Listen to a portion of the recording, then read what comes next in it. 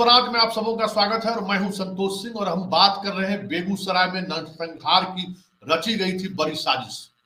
जी हां, जिस अपराधियों ने इस घटना को अंजाम दिया है उसके पीछे जो खबर आ रही है वो खबर यह है कि बेगूसराय में नरसंहार की बड़ी साजिश रची गई थी और इस साजिश का मास्टरमाइंड कौन है उसकी पड़ताल में पुलिस लगी हुई है। लेकिन सबसे बड़ी बात यह है कि आखिर बछवाड़ा से लेके सिमरिया घाट पुल तक लगभग 50 किलोमीटर की दूरी में 6 थाना है, 4 थाना 2 ओपी, डीआईजी का दफ्तर है और अपराधी सरेआम फायरिंग करते हुए आगे बढ़ता गया। कहां सोई हुई थी पुलिस?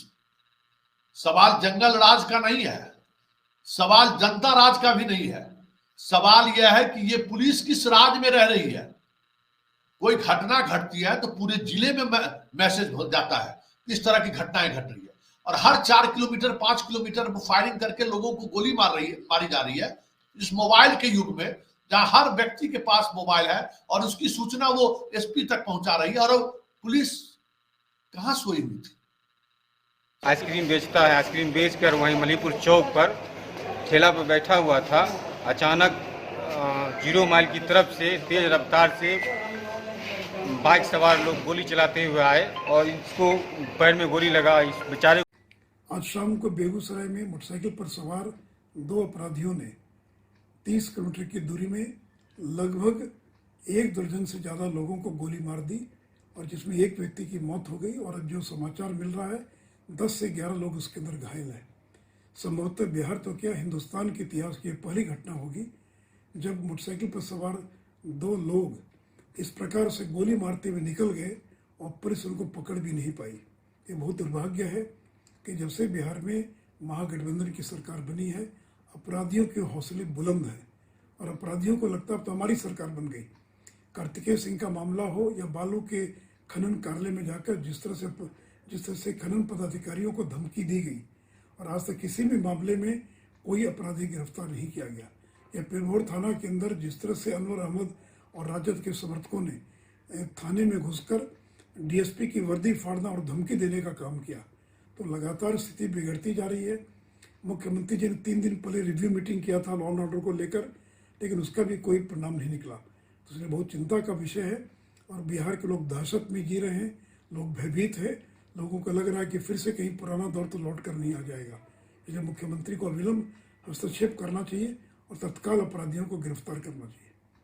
तो ये कहना कि नहीं ये किसी सिरफिरे का काम है, ऐसा भी नहीं है, क्योंकि इस घटना में पूरी तौर पर साजिश रची गई है और बड़ा साजिश रची गई है, ये भी साफ दिख रहा है। आखिर इस घटना से किसको लाभ मिलेगा? इस दहशत जो फैलाई गई है उससे किसको राजनीतिक लाभ मिलेगा? क्योंकि ये घटना पूरी तौर पे राजनीतिक साजिश का वो आ रहा है। इस घटना से ये हो ही नहीं सकता है कि राह चलते निर्दोष लोगों को गोली मारा जा रहा है।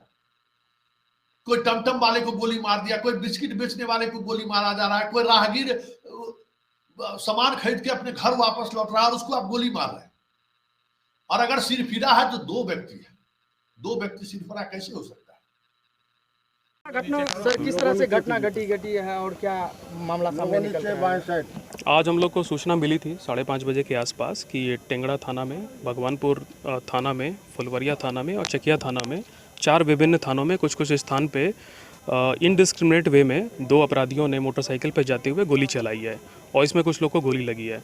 तो उसके बाद हमारी जितनी पुलिस की टीमें थी पूरे ज़िले में उन्होंने नाकेबंदी कर दी है और ये नाकेबंदी अभी तक लगी है और इसको हम लोग लगातार कंटिन्यू रखेंगे।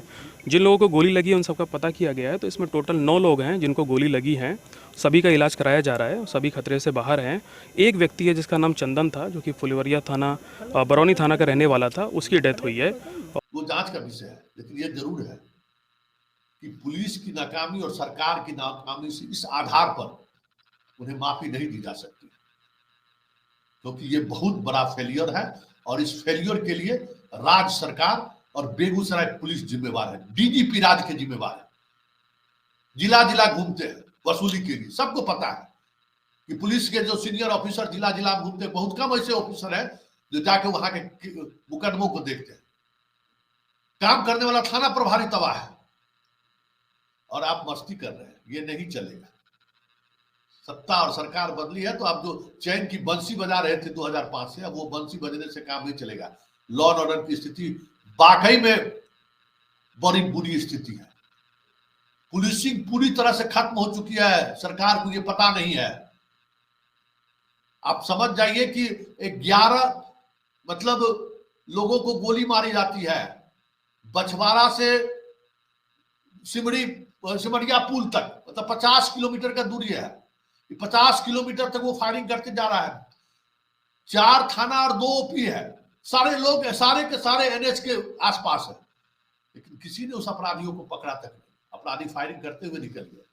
1 घंटा तो लगा, 1 घंटे तक तो सड़क पर रहा। वो कहां सोई हुई थी पुलिस? एसपी साहब कहां थे? डीआईजी कहां थे? ये प्रदेश की पुलिसिंग का यही हाल है कि घटना होने पर सीनियर ऑफिसर घर से नहीं निकलते हैं। मुख्यमंत्री जी, ये आप इस सत्य को आप तक पहुंचाने की हम कोशिश कर रहे हैं।